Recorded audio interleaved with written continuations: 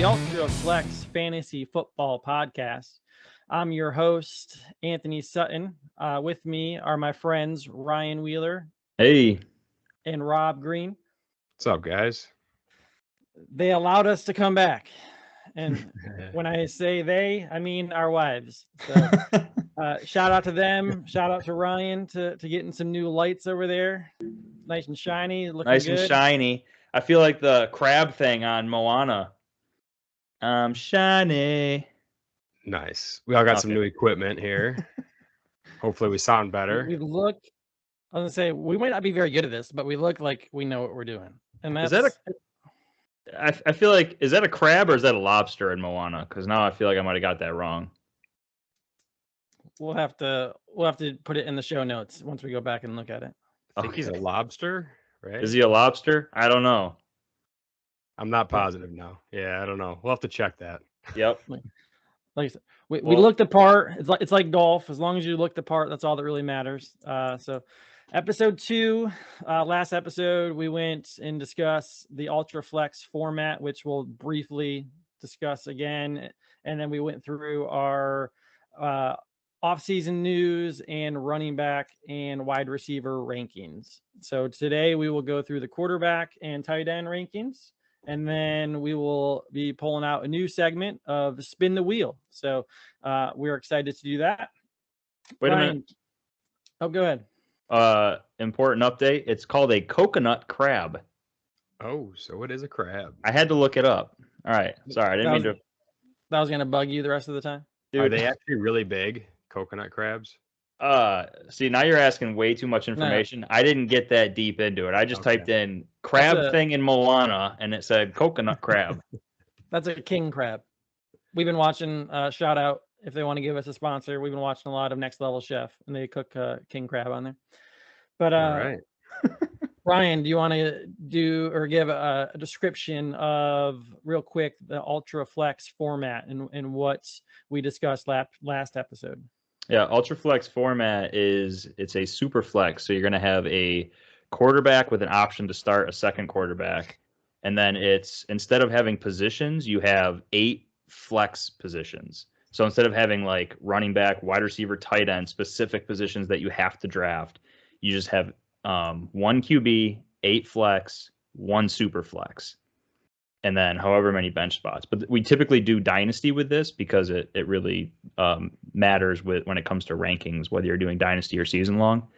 And we're going to be covering the dynasty aspect of it. Last episode, we went over running backs and wide receivers. Yep. Yeah, and then just to add on to what you were just saying, we also have a 1.5 point tight end premium in our league. So when Ryan says the 8 flex, if anyone's not familiar with that, that means you can have potentially, if you wanted to, you could start 8 running backs, 8 wide receivers, or 8 tight ends, or a mix of any of those. So we're super excited to continue to play and discuss the format. But we're going to start with our quarterback rankings. Hey, And again, Anthony, before we go any further, you want to drop the updated Twitter handle? oh yeah. So last episode, Big changes. we have big changes. Last episode it was ultra underscore. Now we dropped the underscore. So you can find us on Twitter at Ultraflex FFP. We'll be sharing our rankings on there, so you'll be able to see these quarterback rankings. We're in the process of putting the running back and wide receiver rankings up right now. So again, these are dynasty rankings. So a lot that goes into this is how long will they be around? How long will they be a cornerstone for your team? So let's just go ahead and get started. I'm gonna start with Rob, and we'll be looking at his top 15. So we'll start with the top 5, and they're actually the same as Ryan. You have the same top 5. So we have Josh Allen, Patrick Mahomes, Justin Herbert, Lamar Jackson, and Kyler Murray. I guess not a huge surprise there. I would imagine most people have Allen, Mahomes, and Herbert as some form of their top three. But Rob, what are you looking for, or I guess what do you like most about those five? Yeah, it's probably pretty much the top 5 consensus. Maybe Burrow's mixed in there for some people. To me, these are the 5 QB1s that I'm most comfortable selecting early in a startup draft and feeling fully comfortable and safe long term to build my team around those guys. A few of the guys after them I also like as QB1s, but I would probably be looking to potentially upgrade on them to one of these 5 guys. And those are the 5 that I think give you the highest ceiling. So that's why I'm ranked there. For you in those top five, and then Ryan, I'm gonna ask you the same question in a second. Is there a tier? Like, do you have Allen ahead of the other ones, or do you have Allen, Mahomes ahead of the other three? So for me, and Ryan and I were kind of talking about this earlier, we sort of both decided that Josh Allen's in a tier of his own for us. And, part of that could be that I'm a Bills fan and I just won't trade him for any team I have him on. But he's been back-to-back quarterback 1 overall fantasy finishes. He's 26 years old. He runs. I think he's in a tier of his own at the top. After that, I think a lot of people probably have tier 1 as Josh Allen, Patrick Mahomes, Justin Herbert. And I wouldn't argue with that. I think that is the clear top 3. But I do have that next tier for me would be Mahomes and Herbert as kind of ahead of Lamar and Kyler. If I had to really break it down, those would probably be the 3 that I like the most. But as I said before, those are the 5 that I like the best, as no doubt quarterback 1s that I love. Yeah, if you're an Allen fan, I think you're very excited that the Bills drafted James Cook, not only for a weapon out of the backfield, but also he's not going to steal any of his goal line carries. So Right. Allen's still going to have majority of those carries in the red zone. Ryan, so you have the same top 5. Same question. Do you have those, or I guess you have Allen above everyone else, just like Rob then? Yeah, it's not just because you guys are Bills fans. I think Allen, I mean, he's finished as the QB1 the last 2 years in a row. Before that, I think he was QB8, something like that. I mean, the guy's just an absolute stud. He provides, and he has the weapons too. Like he has Dawson Knox, he has Stephon Diggs, he's got Gabe Davis on the up. Jameson Crowder just came over from the Jets. They drafted Khalil Shakir. Like this team is very interesting, and they seem loaded with weapons. And when you give a guy of that caliber with that many weapons and he has his legs, I am taking him 101. I was talking to Rob. I said, if you give me 4 drafts and I happen to get the 101 in all 4 drafts of a dynasty startup, I'm going exactly Josh Allen, Josh Allen, Josh Allen, Josh Allen. All right. And I agreed with you on that. Yeah.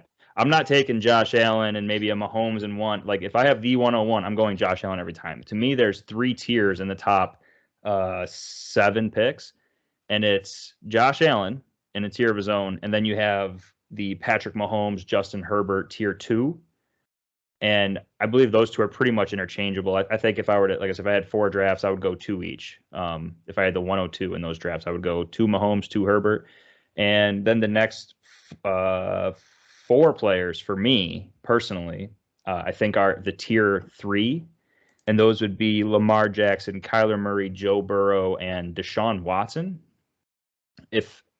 Once again, if I had 4 startup drafts and I had the 103, I would go one of each of those in those 4 startups because I think I value them all basically the same. I understand Watson has legal problems right now, but when they're gone, and it sounds like they're going to be gone by the end of this year, unless there's more obviously in the future. But I'm okay with drafting any of those guys in any order. So in a startup league, Ryan, you have Watson number 7. So I'm relatively conservative with my first and second round picks. So, and since it's super flex, most teams are going to be starting 2 quarterbacks. Where would you feel comfortable? And this is getting a little ahead of ourselves because we're going to talk about mock drafts next episode. But where would you feel comfortable drafting Deshaun Watson? 103. 103. I just said if I was in a startup draft, a startup dynasty, I would take one of Deshaun Watson, a Kyler Murray, a Joe Burrow, and a Lamar Jackson. I would take if I had 4 drafts today, and the one. Assuming that's today, even with all the questions still surrounding. I was gonna say if there was a rumor that he gets 6 games, which if he gets 6 games, I get that. What if he misses an entire season? If he misses an entire season, then my next pick after I take Deshaun Watson at 103, and I know I sound like a terrible person because I'm saying I'll take Deshaun Watson at 103, but the guy is a fantastic football player. So like we're just talking about football. Point, what? You draft Watson 103, you're kind of committing to a rebuild, right? I mean, not necessarily a rebuild, but you're taking young players. Right. You're expecting to basically punt this year because if you're starting quarterback, that'd be like him going down in the preseason. Like he just tore his ACL. Yeah. Okay. So does that make him no longer a top 7 quarterback in my eyes if he would have torn his ACL and he missed this year? No. He's going to be 27 next year. He's still younger than Dak would be. If you get 103, that means you get what? 209. At that point, you're probably looking at quarterback 15, 16, 17 maybe. So to ask Rob's question differently, are you taking someone that's more established, like a Derek Carr or Kirk Cousins, or are you still going with I already know who he's taking. No chance. If I'm getting a QB 15, 16, 17, you go ahead and you give me Zach Wilson, you give me a possible Tua Tagovailoa. That was who I was thinking you would say. Oh, I'd be very happy with either of them, and I'm not going safe on my second pick, man. When I'm going if I go into fantasy dynasty draft, I'm going balls to the walls. I want to win. I want to build a super team. I'm not going conservative. If you're taking Watson, you know what you're getting. You're lucky if he gets 6 games, right? Yes. If you take him, you probably have to just expect he's going to miss the year, and you build your team accordingly. Yeah, this is all assuming that the Watson news doesn't break before your fantasy draft. So. Right. Now the other thing is because I take a second quarterback that's one of those guys, my third QB is going to be someone probably that's a little bit more established. Hopefully this plays out because I completely disagree. So I hope we have a league where this happens, because my biggest fear with my first 2 picks would be Watson misses an entire year, and then you get a Tua or a Justin Fields who stinks it up, and then your first 2 picks of a startup league lose value relatively quickly. Now Watson's going to come back. We assume he's going to come back next year and be very good and a top 5 quarterback. But it's just interesting that you say that. So I hope it. Hold on. I'll say something, Ryan. I think it's really hard to win your league with your first or second round pick, but it's very easy to lose your league because of your first or second round pick. Yeah. You pick Watson and he's out of the league. Well, there you go. Oh, that's a terrible start. Probably going to happen, but that's a terrible start to a dynasty, and I might end up being one. I don't know. I might be the worst team in the league, and then next year I go draft one of the top rookie quarterbacks coming into the league. So it's not like it's. It looks like it could be a good year to have to do that. So yeah, better than last year. So since we already started going through your 6 through 10, Ryan, let's just go ahead and finish that. So you have 6 Joe Burrow, 7 Deshaun Watson, 8 Russell Wilson, 9 Dak Prescott, and 10 Jalen Hurts. So a lot of people or a lot of players that can use their legs, a lot of upside there with Hurts and Burrow. So what are your thought processes of having them maybe one tier lower than specifically Wilson and Prescott, why are they one tier lower than those other guys that you just mentioned? Yeah, I don't want to say it's age because they're 2 years. In Prescott's case, he's 2 years younger than the other guys like Watson and is Murray 26? That can't be right. Kyler Murray? No, Yeah. he's not. He's 24. Okay, I was gonna say I wrote his age down wrong. I'm like, he's 26. There's no way that dude's 26. I feel like he just got in the league. Definitely not. Yeah, I mean, it's like Russ is old enough to the point where I don't feel comfortable. Like these other top 7 guys, in my opinion, you guys don't like Deshaun, but I feel comfortable taking those guys and starting them for the next like 8 years. If I'm taking Russell Wilson, I'm thinking I'm doing the 3-year window thing. Like I plan on starting this dude for 3 years. I got to build a I got to start this guy for the next 3 years. I got to build a championship in the next 3 years because he's my top QB. And just because that, I mean, he drops down the rankings a little bit. I don't think he's a worse player than any of those top. Well, maybe worse than Josh Allen, but I don't think he's worse than any of those other guys, 6 guys. I think he'll probably finish next year around the same ranking as those guys, maybe higher than some of them. Dak, he has CD and Michael Gallup coming off an injury, and with Tolbert that they just drafted, and Dalton Schultz, who is on the franchise tag, so he's going to play on the franchise tag. Like they're not going to get a long term. And I understand that if Dalton Schultz can come in and do what he's done, they could probably get just about anybody to come in and do what he's done because I know the dude's not athletically gifted, but I think he just understands football, and I think that those smart players actually they matter. They make a difference on the field, obviously. But yeah, that's really the reason. You're just pooping on Dalton Schultz right there for no reason. Oh no, I love Dr. Schultz. I do. I love Dr. Schultz. If he stays with the Cowboys, actually later we'll see our tight end rankings. But if he stays with the Cowboys, I have him ranked pretty dang high. I think you're the highest of the 3 of us on him. So yeah, so I'm not trying to poo-poo Dalton Schultz. I think he's fantastic. I just don't think he's athletically gifted, but he's in the right offense for him.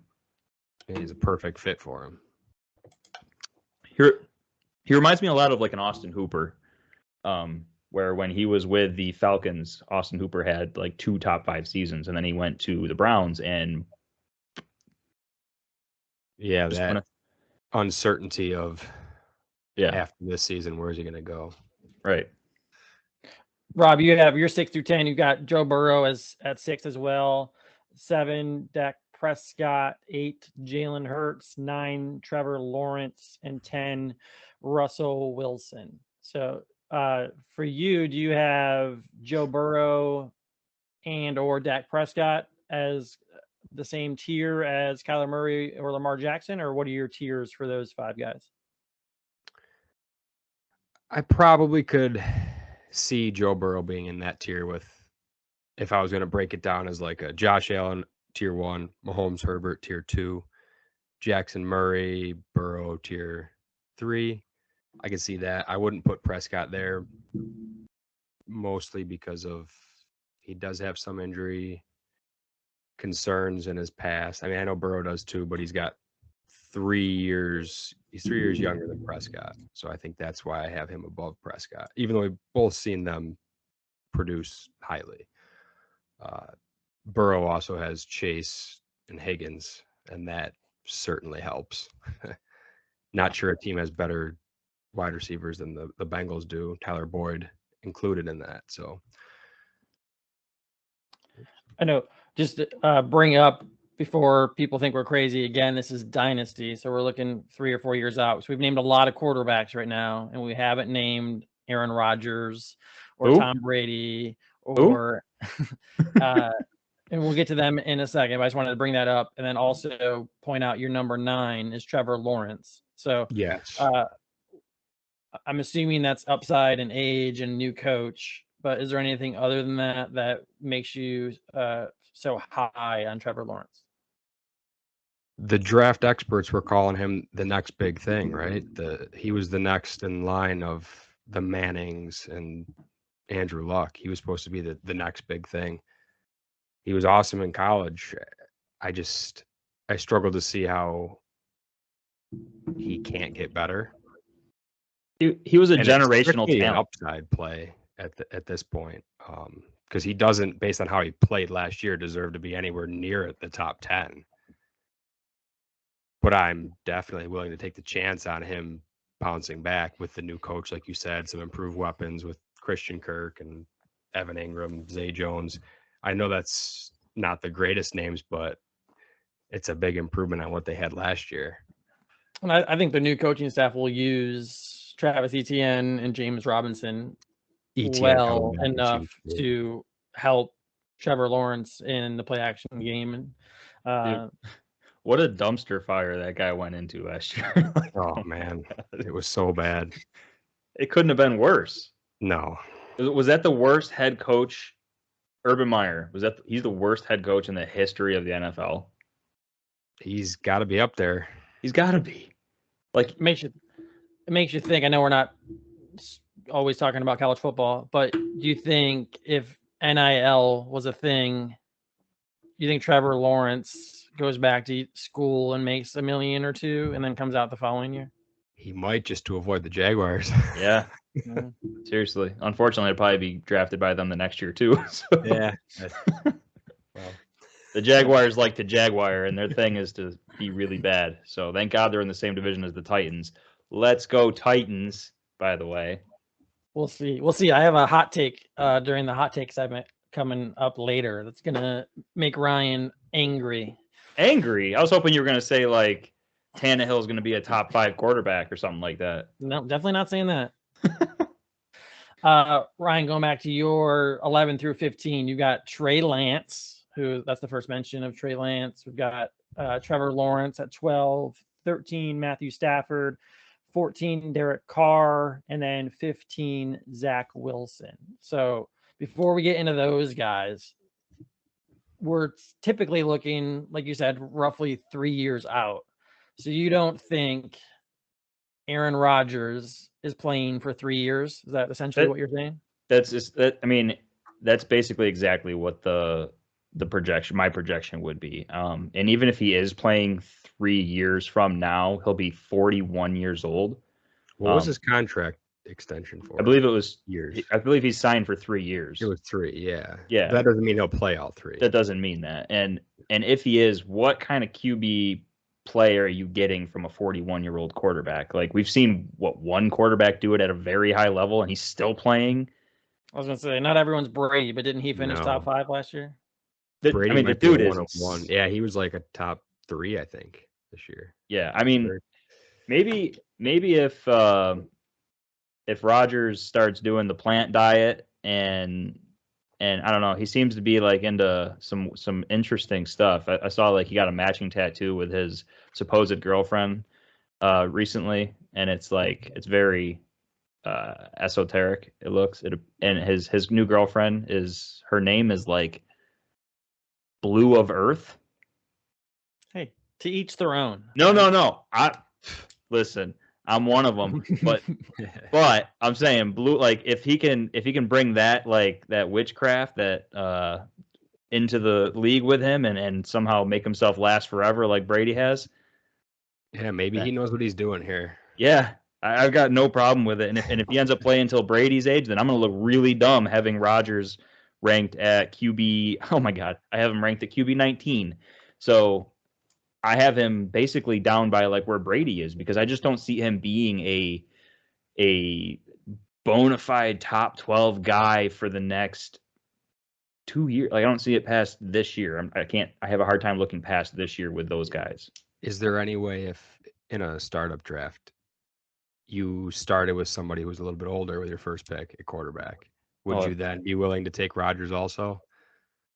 Oh, it's so gross. So like, if I started with Russell Wilson, as like, yeah, that's the kind of the name I was thinking. Say you started Russell Wilson, could you see yourself starting Russell Wilson, Aaron Rodgers? Guys, I'm ageist, and if I took Russell Wilson and Aaron Rodgers, that would have to probably be because my rankings have them at like 19. The ADP for Aaron Rodgers is still a top like 12 quarterback. Yeah, I think he's back on QB1 right there, 12, Yeah. 13. Right So around that there, means you're going to have ADP. to take him in round 1, 2. There's no way I'm going Wilson, Rodgers as my first 2 You picks. could, yeah, I would say you could probably, if you had the 12 pick, 12, 13 turn, you might be able to start Wilson, Rodgers. Right. Yeah, that's not going to happen, guys. Not for me, but I don't think I would either. I was just curious if Yeah. any of you guys would. Going back to your actual 11 through 15, did you sneak Zach Wilson in there just because of the recent news? I don't know what you're talking about, Tony. If you could elaborate. No, but in all seriousness, Trey Lance at 11. So obviously that's very similar to Trevor Lawrence and upside. But you actually even have him higher than Trevor Lawrence by 1. So it's not like you have a huge gap there. But why would you have Trey Lance ahead of Trevor Lawrence? Yeah, there's a couple reasons. We saw Trevor Lawrence play, and I know he's a generational talent, supposedly a generational talent. He didn't look good, okay? And we saw Trey Lance play, and he is like inconclusive to me. I'm not really sure exactly what to think about his play on the field.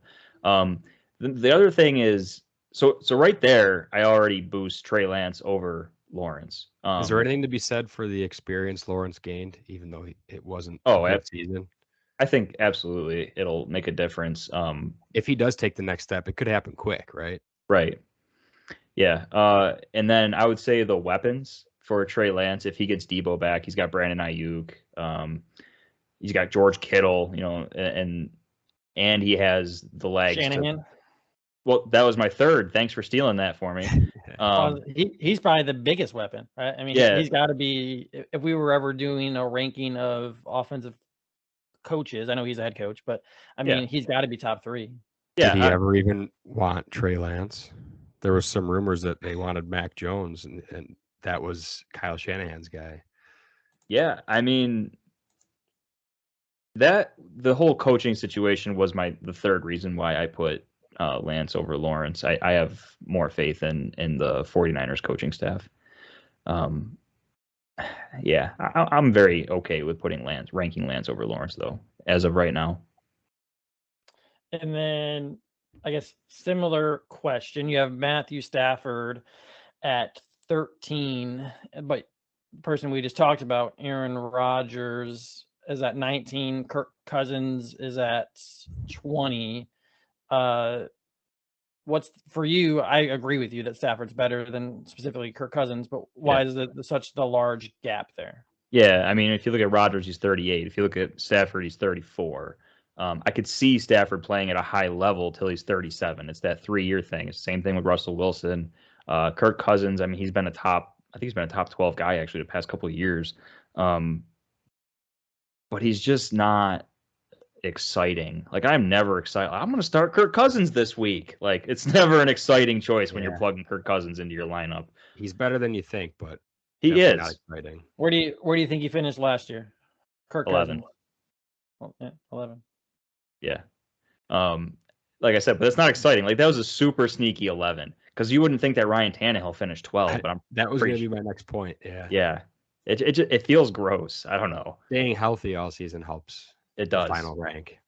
For sure. And last thing, and then we're going to switch over to Rob's, but you don't even have Ryan Tannehill listed in your top 23 quarterbacks. That's because he's like 35 years old. He's probably never going to play. Dude, he's 35 years. Actually, I'd like to know how old he actually is because I'm going to keep saying he's 35 and I'm probably wrong. Tony, if you could vet that for me. Yeah. He is 33. Oh, I feel bad now. I just gave him 2 years, and he was the same draft as Cousins, I think. He turns 34 July 27th. Okay, so he's going to be 34. Yeah. So he's 34 years old. He's got a contract going through this year. The Titans can get out next year. He's the highest paid quarterback in the league towards salary cap this year, which blows my mind, man. Ryan Tannehill. It's disgusting. But I don't think that he's going to be playing for the Titans next year. And if he's not playing for the Titans, does that make him a bridge quarterback somewhere else? Or does that just mean he goes to backup somewhere? I personally, because I'm a Titans fan, and I think any NFL football fan wants Malik Willis to show that he can do something in the off. I don't know if it's the preseason or in the off season next year. He's such a more dynamic, exciting player, and I would love to see him on the field next year instead of Ryan Tannehill. That they'll have any packages for him, Malik? Man, I don't know. I hope they do. The guy was considered by most scouts to be able to come into the league as a running back. So, I mean, I would think that you'd have to get him on the field, as far as I'm concerned. What's the Titans' second string quarterback, Rob? We had this conversation before. It's like something Logan Woodside, I believe. Logan Woodside. Thank you. You know more about the Titans than I do. You must be a fan also. I was going to say they should treat it like Lance last year, but you're not. That would give Henry less chances in the red zone, and you're not going to do that. You're not going to do that. The Titans like to roster 2 quarterbacks. So God, if they roster Logan Woodside, he could be a practice squad player. Don't worry. Yeah. No one's going to pick him up. They went through the whole year last year with him as the backup quarterback. If Tannehill goes down and they put Logan Woodside in instead of Malik Willis, just to see what he can do, like the guy has way more athletic ability than Logan Woodside. If Tannehill goes down, we might see 40 carry games for Derrick Henry. For sure. Not even joking. No, seriously, yeah, you're right. Rob, you've got Trey Lance 11, same as Ryan. 12, you have Deshaun Watson. 13, Justin Fields. 14, Matt Stafford. And 15, Aaron Rodgers. So a lot of the same names. I know we kind of already hit on Watson and Lance, so I want to ask you, Justin Fields. We haven't brought his name up yet. Yep. What you have Tua at 16. So for you, what made you rank Justin Fields higher when Tua, I think we would all say, has way better weapons with Waddle and Tyreek Hill? Oh, he definitely has better weapons.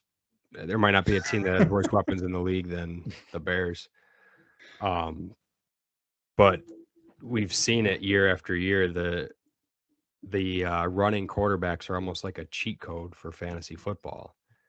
He doesn't even have to be a good thrower of the football to potentially finish as a QB1. Those rushing points are going to add up. And he has a talented arm. If any of those wide receivers can show something, he could do better than he did last year. But yeah, the big thing there is just the rushing ability that he has. If you can name 4 Bears wide receivers, I'll Venmo you $5 right now. Well, N'Keal Harry. That's cheating. Darnell Mooney, Velus Jones, and Equanimous St. Brown. Byron Pringle. All right. I'll Venmo you $5 right now. All right, I'll do it after. That way I don't get distracted here. I'm impressed, actually. I look at depth charts a lot. You know what's funny is Rob didn't even name their best offensive weapon.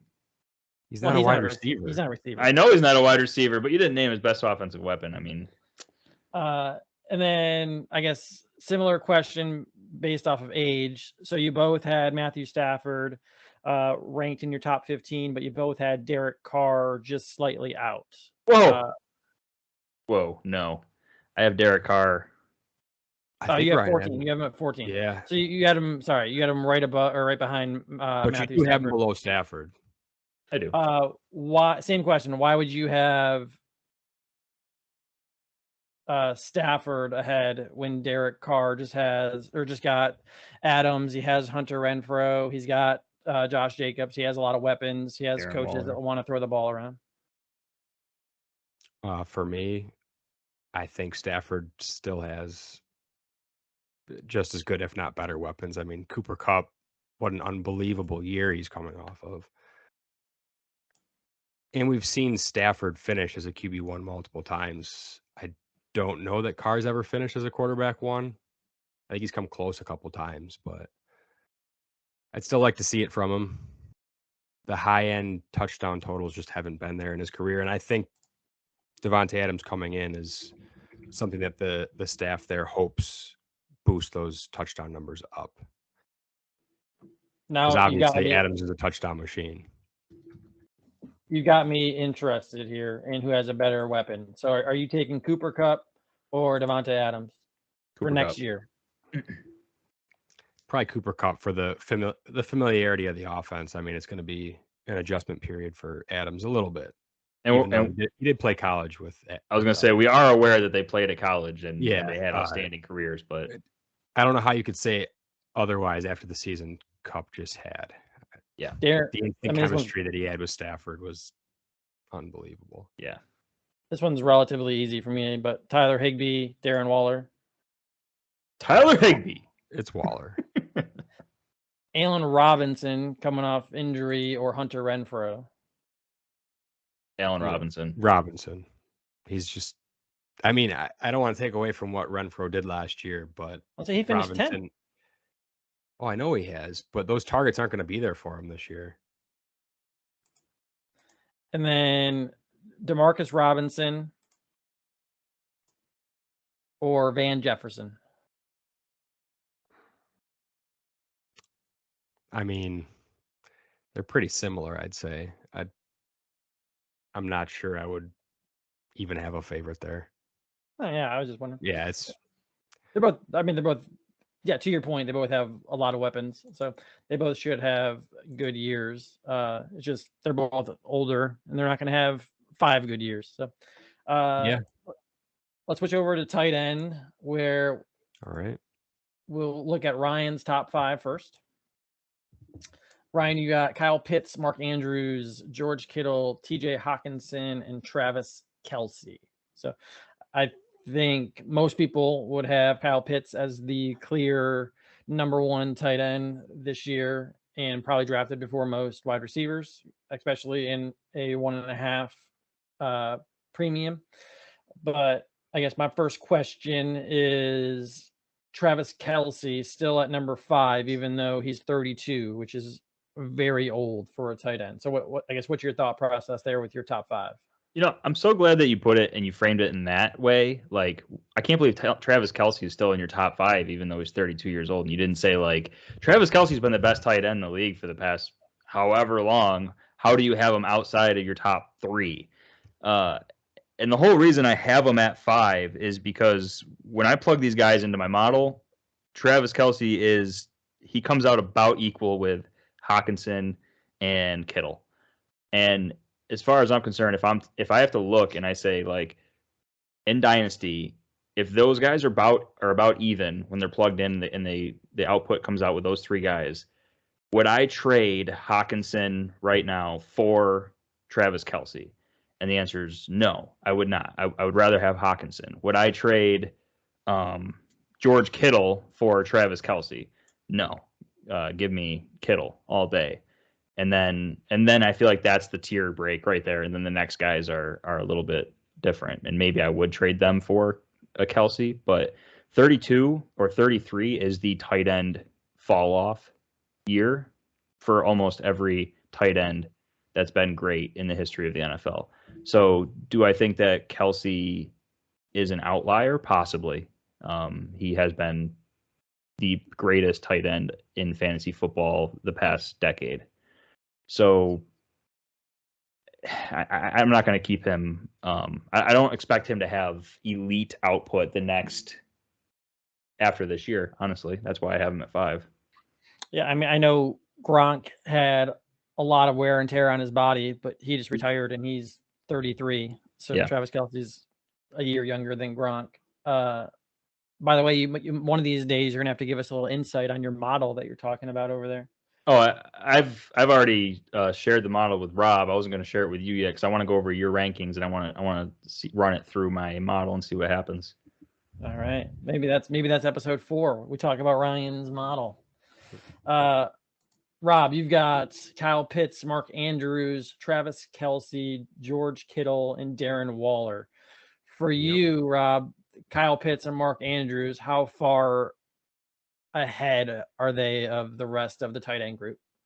Oh, they're well ahead. It's not even close. Everybody after that has serious question marks to me. that's why I know Ryan was kind of arguing Kelsey down because of age, but to me, the production and the fact that he's Mahomes' number one weapon, and they don't have a bona fide number one wide receiver there, I'm willing to take Kelsey above anybody after Pitts and Andrews, just because I think he's guaranteed to be a top 5 tight end for the next 2 years. So I'd rather just do that. I mean, there's enough questions, and it's hard to predict what tight ends are going to break out year after year. It seems like guys like Dalton Schultz come out of nowhere. So I'll take the proven guy. What wide receivers would you take Kyle Pitts ahead of? Or I guess let me phrase that different. What receivers would you take ahead of Kyle Pitts? In a startup Ultraflex league? Yep, 1.5 tight end premium. It's close. It might be 0. If it's not 0, it's Justin Jefferson and it's Jamar Chase.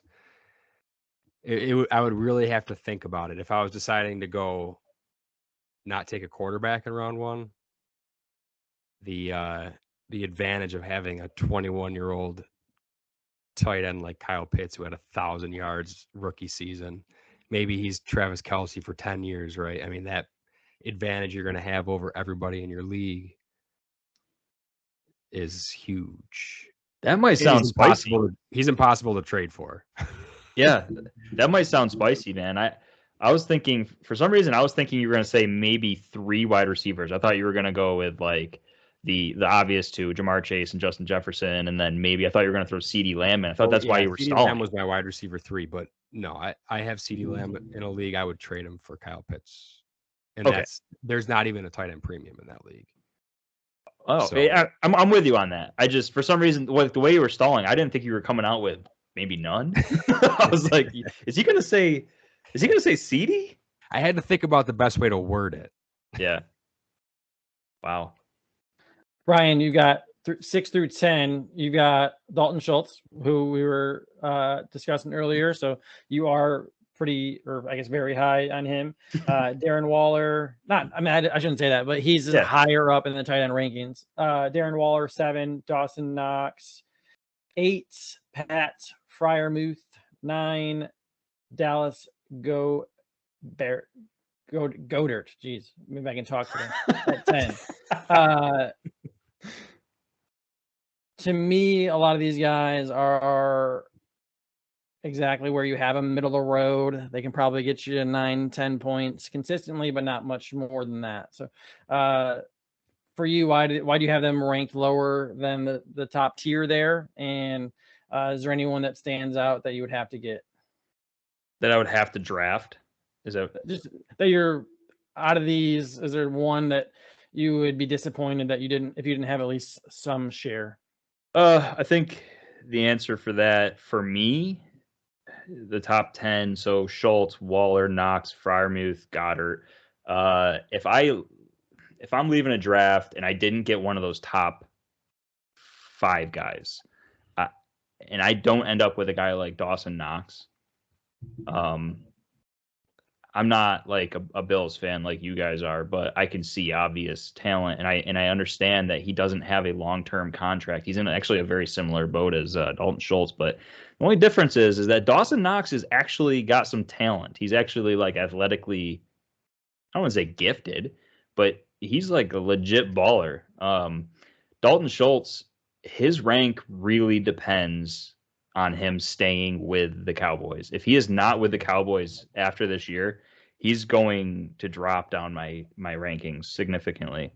The only thing was the nice thing about Ultraflex format, you don't have to take these guys, right?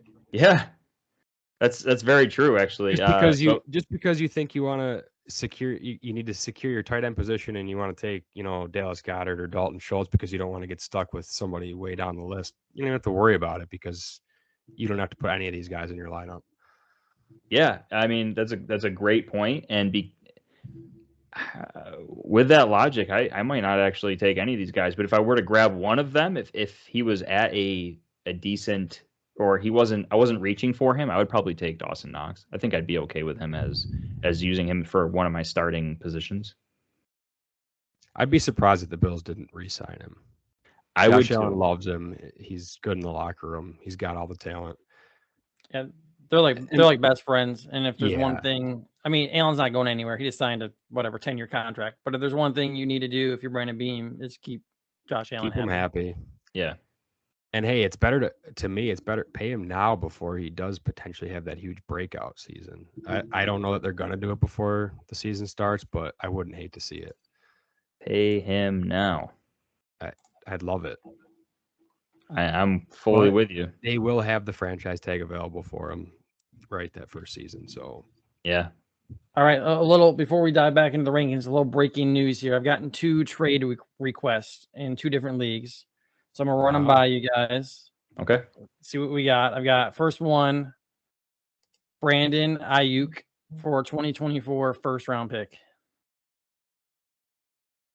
I immediately say no. What side are you getting? I'm getting Ayuk, giving away 2024. Are you a contender? What I believe I am. You believe you are? Yeah, I've got Javonte Williams, Debo. Well, who are your other wide receivers, I guess, would be my question. Debo, Hopkins. If you already got Debo, I think that's a decline. Yeah. I also have Hunter Renfrow and Dalton Schultz. You have Dr. Schultz. Yeah, decline. Yeah. Next, I would be receiving Michael Gallup, a 2023 second, a 2024 third, and sending my 2023 first. Same league. No, that's a decline for me. Can you repeat that again? First. Michael Gallup, 2023 second, 2024 third for my first. I'm declining because I don't even think I would start Michael Gallup. Okay, but I mean, you're Gallup also a second and a third for a 23 first. Right. I mean, you got to ask, like, what you said that you think you're a contender. So what if that was You also have Dalton 112? Schultz, right? What do you say? You have Dalton Schultz as well, right? So you have 2 Cowboys.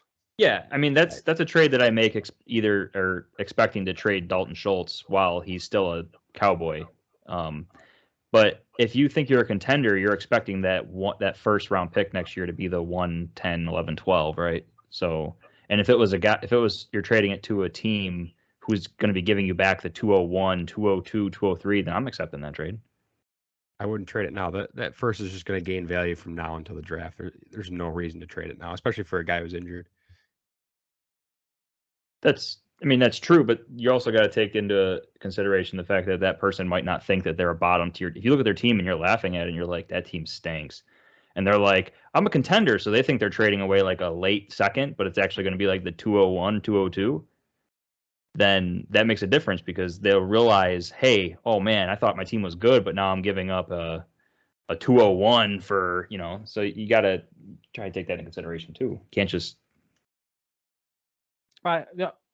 Unless it's a bye week, I'm not starting Gallup, and I'm not trading a first for someone that I'm not starting. I think that when Gallup comes back, he will be absolutely startable. I like Gallup probably more than you guys apparently, but you like Gallup more than Renfrow? That feels like a trap question because Renfrow. If you do, I think. That's so tough though, because I mean you have Devontae Adams coming in. I know Renfrow is like a safety blanket for Carr. With Gallup being the wide receiver 2 for the Cowboys, that's got a lot of value, man. That was CD last year. I guess technically maybe it was Amari Cooper. Is that a hot take to say that I would rather have Gallup than? No, I don't think it's a hot take. I think it's close, but it's not worth. The difference isn't a first round pick. Depends on how many spots you're moving back. That's all I'm saying. I don't know. All right, well, I'll say his name. I'll say his name just because he's all of our friends. But we'll have to tell Austin that we discussed his bad. Austin, in my opinion, his bad trade offer. Rob, so you had 6 through 10. We'll go through them relatively quick because to me, they're at this point, they're kind of all blend into the same production. But you had Hawkinson. My screen just froze. Do you have your rankings up, Rob? Yeah, I got 6 Hawkinson, Goddard, Schultz, Freiermuth, and Dawson Knox to round out the top 10.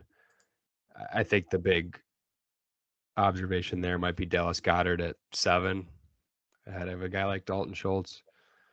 And for me, it's just I'm higher than probably most people on Jalen Hurts, and Goddard's set in that offense as the number 2 or 3 weapon, depending on Devontae Smith's progression. And I think that has value over a guy like Dalton Schultz, who we don't know where he's going to be after next season. Yeah, they're close enough in age. They're only 1 year apart, so Goddard's a year older. So you have Goddard over a guy like Dawson Knox, you said? Yeah, I have Knox at 10. Yeah, that's what I thought. Okay. Yeah. I don't know, man. I personally believe that the reason why I dropped Goddard down to my 10th is because I believe that it's going to be A.J. Brown and then Devonta Smith, and then Goddard is the 3rd in the pecking order with a quarterback who doesn't throw. They had the fewest or the lowest passing percentage last year, I believe. It wasn't worst; it was second worst to the Seahawks. That's tough. Yeah, I'm a big believer in Hurts too. Also, I think he can be a safety valve for Hurts, and I think they're going to design that offense for a lot of quick passes. So, yeah, we'll post all of these rankings. I'm just going to read the last 11 through 15. That way we can move on to spin the wheel, which I'm excited to do. But we'll post all of these on our Twitter at Ultraflex FFP. That way you guys can see all of those.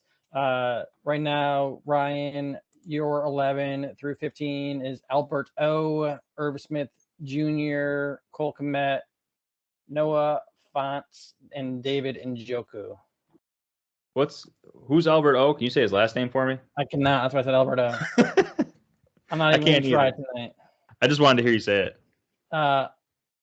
Rob, you have 11 Cole Kmet, 12 Irv Smith Jr., 13 David Njoku, 14 Albert O, and 15 Mike Gesicki. So similar players. Like I said, we'll post all of those on our Twitter account. And Rob, if you want to go ahead and spin the wheel, yeah, we can go ahead and play a little. Oh, go ahead, Ryan. I feel like we need to go through like NFL name pronunciation school or something, because I don't know if we're saying like any of these names right. Like, there's no way we're saying Albert O. I'm not about to put my name or my pronunciation out there. Oh, okay, I am about to say it because I feel good right now. Okwun, nope, that ain't it. Albert Okwugunugbanab. Is that right? Okwabunum. Yeah, and then we got he said Noah Fant. I believe it's Noah Fant. Noah Fant, yeah. Okay, and then you also said Mike Gesicki. Is it Gesicki? When I listen to the TV, I hear both ways. Okay. That one I've heard that one multiple ways. Okay, yeah. So we got to get Gesicki to comment on our stuff here personally, so we know how to say his name from now on. All right, so I'm going to share my screen now. Go over to the Wheel of Names.com. So we've got every NFL team on this wheel. Whatever one it lands on, we're going to play a little buy and sell fantasy style with some of their players. And then we're going to very quickly pick all of their games to figure out what their record's going to be. And it's going to be one spin, and it's live, so we don't have time to prepare. Can you guys see the screen all right? Yep, I'm ready. Let's play. All right, let's do it. Oh, man. Big money, big money, big money. Please be a team I know. Please be a team I know. Oh, I love it. San Francisco 49ers. Hey, the website's really excited for us. They picked a good one. All right, buy or sell. Here. Some of these we've already touched on today. Some of them we talked about last week, but I'm assuming you're both buying Trey Lance for the dynasty. You want me to go first? I got my buy. My buy is Brandon Ayuk, and it ties into my sell because my sell is Deebo Samuel. Boom. I could see a scenario where Ayuk is the number one wide receiver there, and Deebo is potentially not even there, right? And even if he is, he might not be the number one receiver for Trey Lance. So for what the cost of each player is, I will buy Brandon Ayuk, and I am definitely selling Deebo Samuel. If you want to listen to more on that, check out episode 1 of our podcast. Yeah, I am fully with you on the sell. I told you in episode 1 that I know your take was hot. It was supposed to be a hot take, and it definitely was because general consensus does not agree with you. But I do agree with you. I think selling Deebo right now is a very good idea, and I don't want to draft Trey Lance, so I can't say that he's a buy for me, Tony. He's almost a sell for me, if I'm going to be completely honest. If I already had him, the hype that he has right now is kind of out of control for a guy who's never played. Yes. Or has played very sparingly. Yes. My buy for that team.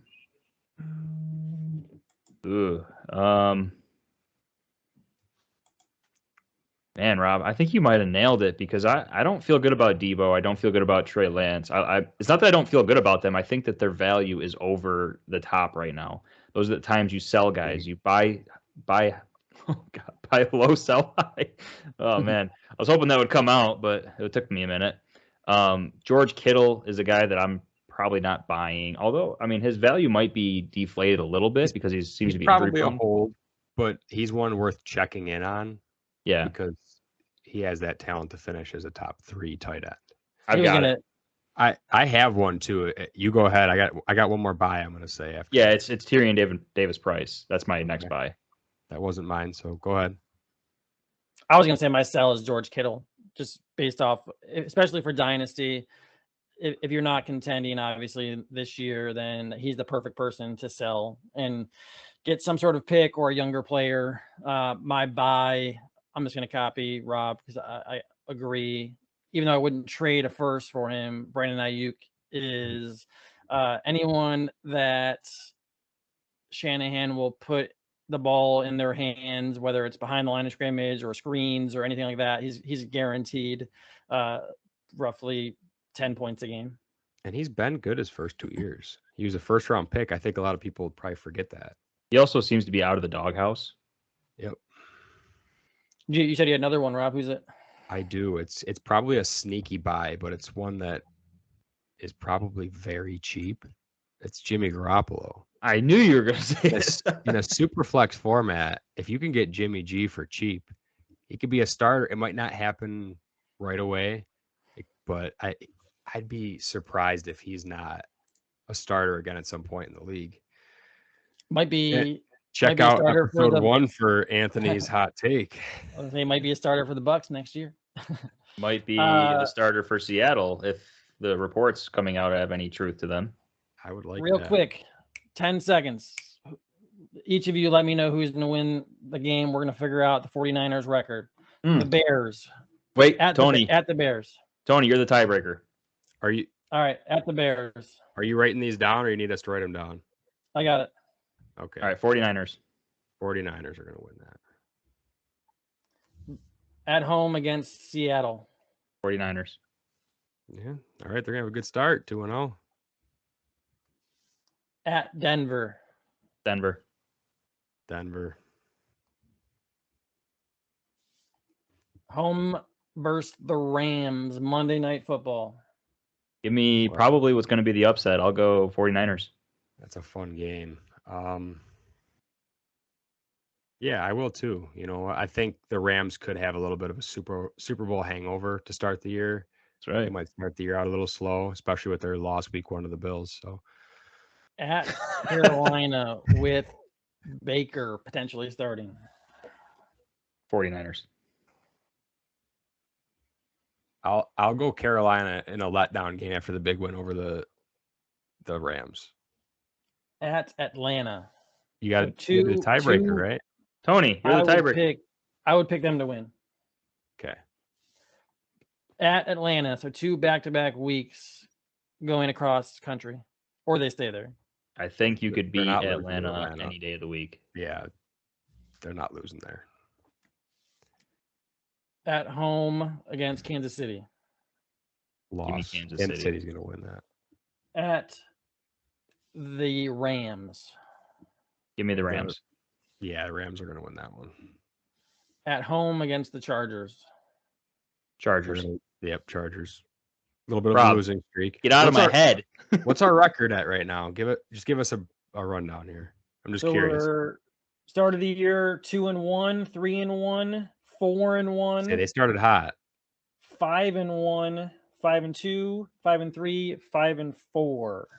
Okay. So have a little skid here at And that's Arizona. a tough division. At Arizona. Yep.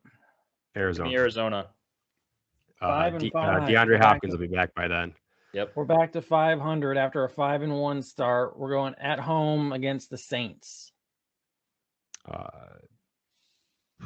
49ers. Give me the Saints.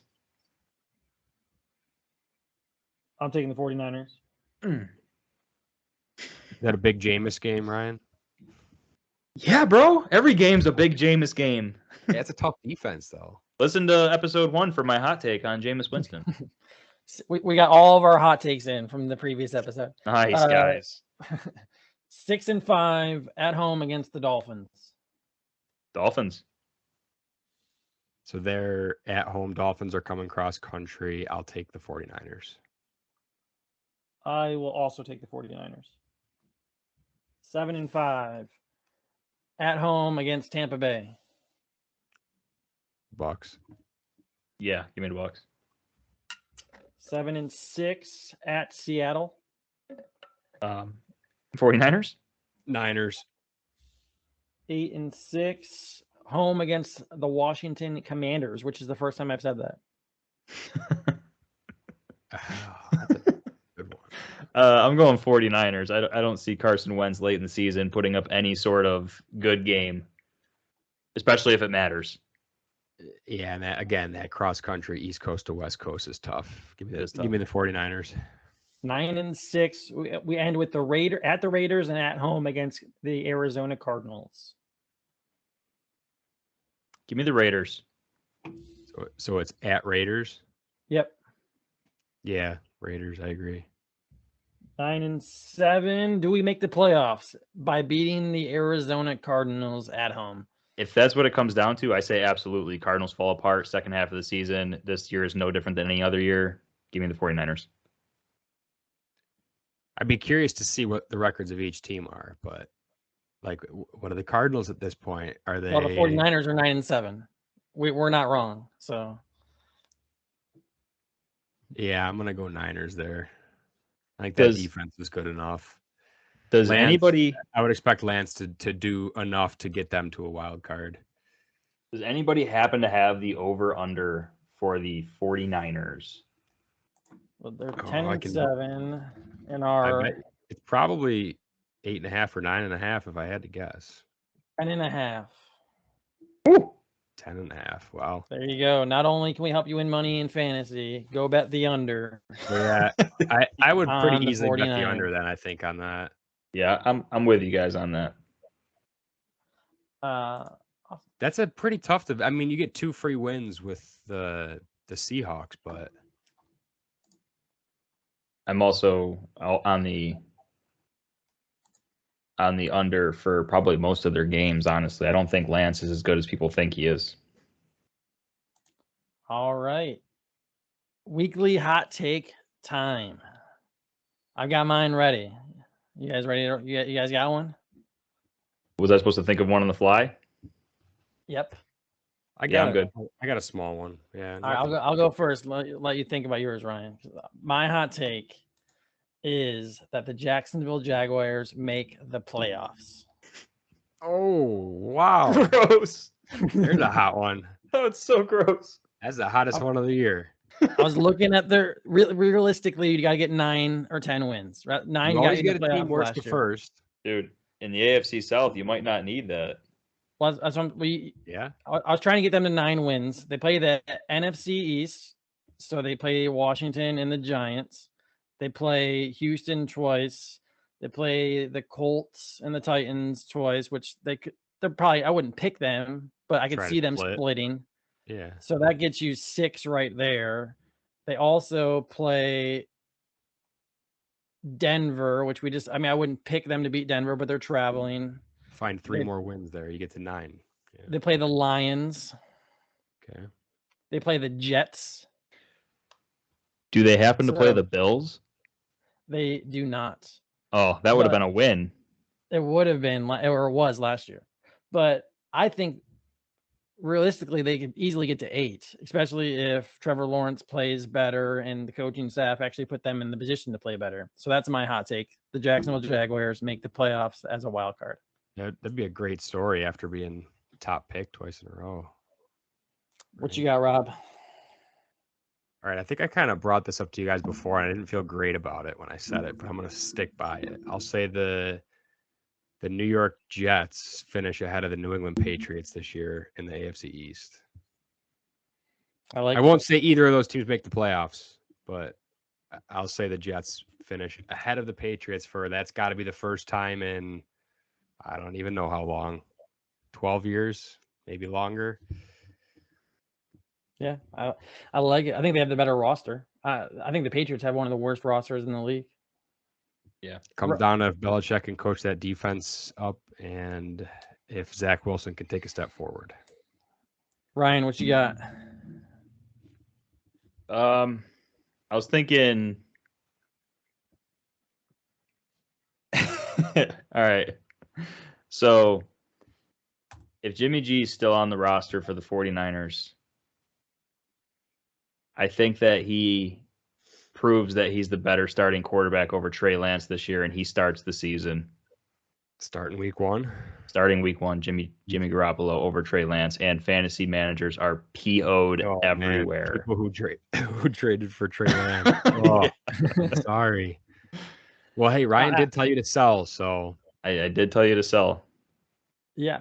I mean, I think it would be crazy because they drafted him so high, but I don't think it's a shoe-in that he starts. So I like it. Yeah. Guys, if you look at Trey Lance's ADP, he's coming off as like the 8th best quarterback in the league right now. In order to actually outperform that, he has, like, it's cool to say that, Trey Lance is a shoe-in for a QB1, but you actually have to play better than the guys ahead of you. So that means you have to be better than, the Joe Burrows, the Deshaun Watson. Obviously, he's going to be probably suspended, so he'll probably have more total points. But if you look at average points per game, I'm thinking Watson's got him. You look at any of those top 7 players, I don't think Lance even, I don't know that he has, if he can break into it unless he hits his ceiling. And if he's already being valued at about his ceiling, now is the time to sell. It's probably going to have to be like he runs for 600 yards and 8 touchdowns. Yes. Kind of season. Which he we're still figuring this out. We didn't have a meeting before this, so I'm just tossing this to you, Ryan, to figure out do you have a fun question for episode 2? What's funny? I'm supposed to, I was supposed to get one from somebody, and I totally forgot. However, I know my wife wanted to send some to you. Did she not? Yes, Rob. That's what I was going to say. I didn't know if you actually knew that or not, so I didn't want to spoil anything. She did tell me that she was going to have some that she wanted to submit, but I didn't know if she sent them to you or not. Is she still awake? I just know kidding. The answer. Don't go grab. How often do you cut your toenails? We're getting all personal now. All right. Definitely less often than I cut my fingernails. Oh, for sure. I would those say things grow way too fast. guess would be every 3 to 4 weeks.